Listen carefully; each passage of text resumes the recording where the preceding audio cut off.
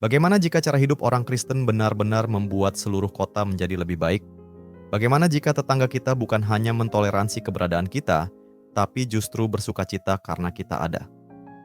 Saat kita melanjutkan tema baru kita tentang keadilan, Amsal menunjukkan sebuah visi tentang apa yang bisa terjadi ketika orang percaya sungguh-sungguh menjalani hikmat Tuhan. Tetap di sini, karena ini bisa mengubah cara pandangmu tentang menjadi berkat bagi kotamu. Amsal pasal 11 ayat 11, berkat orang jujur memperkembangkan kota, tetapi mulut orang fasik meruntuhkannya. Kebaikan untuk semua, bagian 2. Amsal pasal 11 ayat 10 memberikan gambaran yang luar biasa. Ketika orang benar berhasil, kota bersukacita.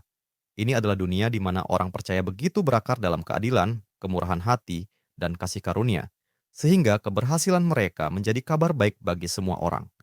Dan di ayat berikutnya, Amsal pasal 11 ayat 11, kita membaca bahwa melalui berkat dari orang benar, kota ditinggikan. Lalu, bagaimana itu bisa terjadi? Seluruh kitab Amsal memberi kita petunjuk. Dalam hubungan pribadi mereka, umat Tuhan dikenal karena keadilan, kebaikan, dan kejujuran. Dalam dunia bisnis, mereka cerdas dan bijak, tapi tidak licik. Mereka dikenal karena integritas, bukan manipulasi. Dalam kehidupan sosial, orang percaya menjadi yang paling murah hati, menggunakan sumber daya mereka untuk mengangkat kaum miskin, mendukung para pendatang, dan membangun lingkungan yang sehat. Mereka menciptakan komunitas yang baik bukan hanya bagi sesama orang percaya, tapi bagi semua orang. Dalam dunia politik, mereka menjauhi fitnah dan kekerasan. Ketika diserang, mereka tidak membalas dendam, tapi memilih untuk mengampuni. Mereka dikenal sebagai pembawa damai, orang-orang yang menjembatani perpecahan dan membawa kesatuan di tengah ketegangan. Dan dalam kehidupan keluarga mereka, kekuatan dan keteladanan akan terlihat jelas oleh siapa saja yang mengamati. Inilah visinya, bukan hanya kekudusan pribadi, tapi dampak komunitas, kehadiran orang benar yang mengangkat seluruh kota. Mari kita berhenti bentar dan mikir, apakah kotamu melihat gerejamu seperti itu? Apakah komunitas Kristenmu dikenal sebagai berkat yang nyata bagi masyarakat? Mari kita berdoa bersama.